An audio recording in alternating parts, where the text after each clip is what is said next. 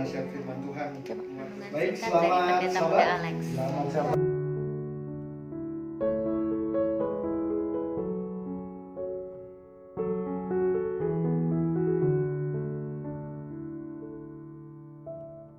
Saya mau mengundang kita untuk kepala kembali.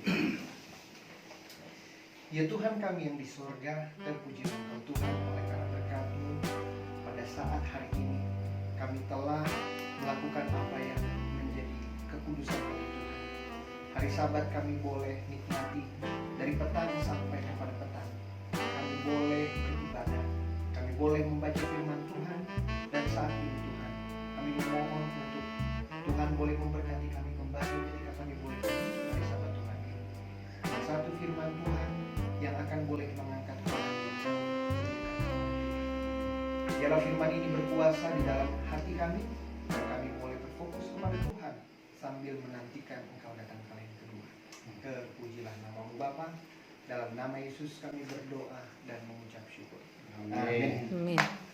Baik, saya rindu mengambil satu firman di dalam Matius pasalnya yang ke-5. Ada nasihat firman Tuhan ini begitu cukup baik bagi umat-umat Tuhan yang hidup sampai sekarang ini. Biasanya kita mendengarkan bahwa Yesus akan datang, mari menginjil. Itu sering sekali ya. Dan kalau sudah cukup berumur, mungkin ada yang bertanya, kemarin ada yang WhatsApp saya, pendeta, selalu ingat gak slogan gereja Advent ini apa? Ada dua hal yang kita tidak bisa tahu di dunia ini adalah kapan Tuhan datang dan kapan kita tutup usia sementara. Hanya itu. Beda cerita kalau orang yang bunuh diri, dia tahu kapan dia akan meninggal. Dan orang seperti itu yang tidak akan masuk surga. Nah, yang saya pahami dari slogan itu begini. Kedatangan Tuhan ini seharusnya bisa membuat kita mengerti Dia itu selalu datang setiap hari. Kenapa saya bilang seperti itu? Mari kita lihat di dalam Lukas pasal yang kedua ayat yang ke-11. Apa yang firman Tuhan katakan di sana? Saya coba baca. Hari ini telah lahir bagimu juru selamat, yaitu Kristus Tuhan di kota Daud. Nah, waktu kita ditanya sama orang yang mungkin boleh jadi berbeda denominasinya sama kita, menyatakan bahwa Yesus ini kelahirannya tanggal 25 Desember. Tapi saya lebih radikal jawabnya. Hari ini Yesus lahir, saudara. Saya bilang gitu.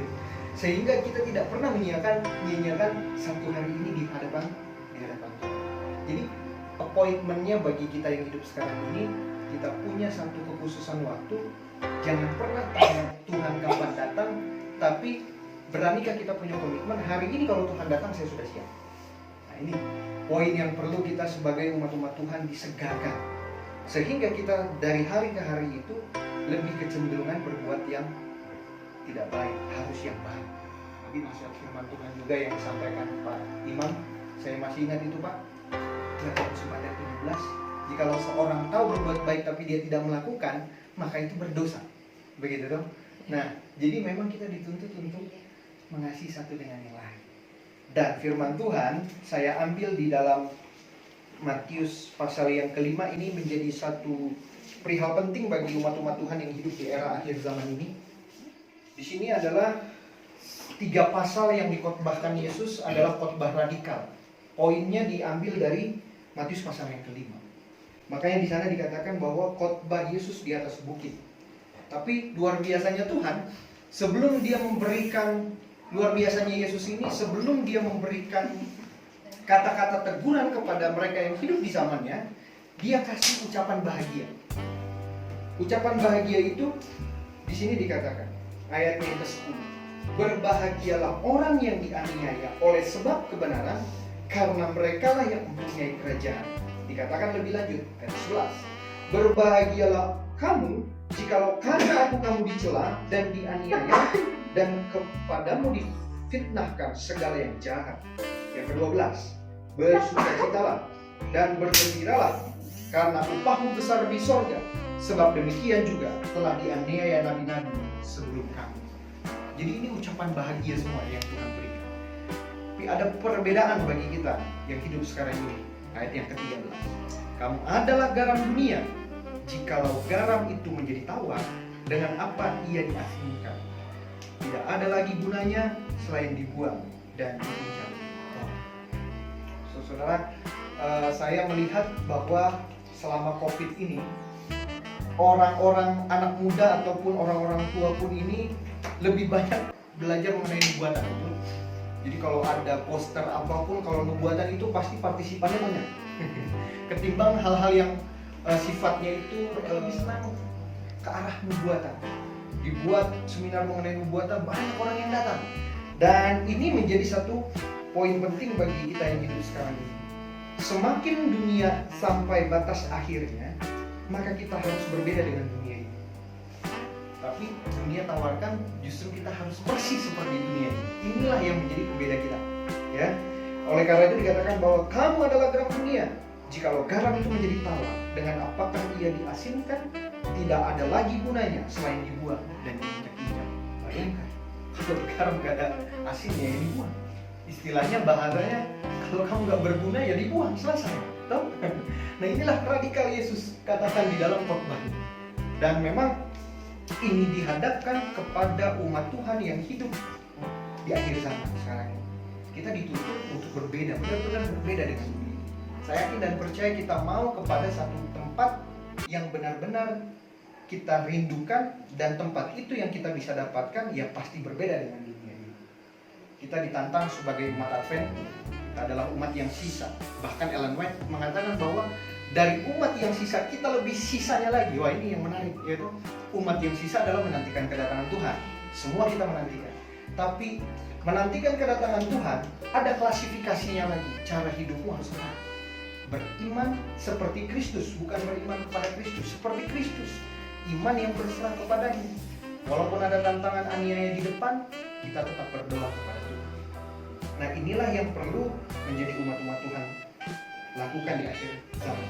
Dan ditutup di ayat yang ke-14. Kamu adalah terang dunia, kota yang terletak di atas gunung tidak mungkin tersembunyi. Saudara yang terkasih dalam Tuhan, sesungguhnya saat kita boleh hidup ini, kita punya terang. Kalau bahasa dalam buku Wahyu itu kita punya mahkota. Nah, mahkota itu kita bisa dapatkan bagaimana caranya, pendeta? Mahkota itu kita bisa dapatkan saat kita ini benar-benar mempercayai bahwa Tuhan adalah juru selamat kita, dan kita mau mempercepat kedatangan Tuhan dengan cara menyebarluaskan Injil yang Tuhan berikan. Sekolah sahabat kita itu tadi jelas dikatakan di sana bahwa Roh Kudus menguatkan kesaksian kita. Jadi bagaimana saudara bisa kuat? Hanya Roh Kudus yang bisa jawab itu semua.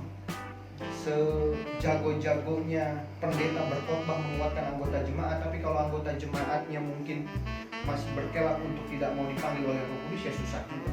Sejago-jagonya orang tua mendekatkan anaknya, tapi kalau anaknya menolak kuasa Roh Kudus Tuhan, maka ya tidak bisa juga. Jadi poin penting daripada kita boleh hidup sekarang di akhir zaman ini, kita perlu meminta kuasa yang kita tidak bisa tahu cara kerjanya. Kita minta sama Tuhan, maka Tuhan akan berikan kepada kita. Roh hujan akhir akan sesungguhnya menjadi bahagian kita, dan kita menjadi orang-orang yang dimateraikan. Bagaimana pendeta kita bisa tahu dimateraikan? Saudaraku, hanya karakter kita lah yang membuat kita bisa layak dimateraikan atau tidak. Menjadi seorang yang mengampuni, memaafkan, memberikan berkat kepada orang lain. Hidup kita bukan hidup diri kita sendiri, melainkan kita punya jemaat Tuhan di sekeliling kita, di lingkungan, di gereja, di tempat kita kerja, di tempat kita kuliah, di tempat kita berpendidikan. Kita perlu care sama mereka. Disitulah karakter Tuhan muncul untuk kita di akhir zaman ini. Yakin percaya bahwa tak lama lagi Tuhan akan datang, dan kita akan menyongsong hari Tuhan. Tuhan memberkati kita. Amin.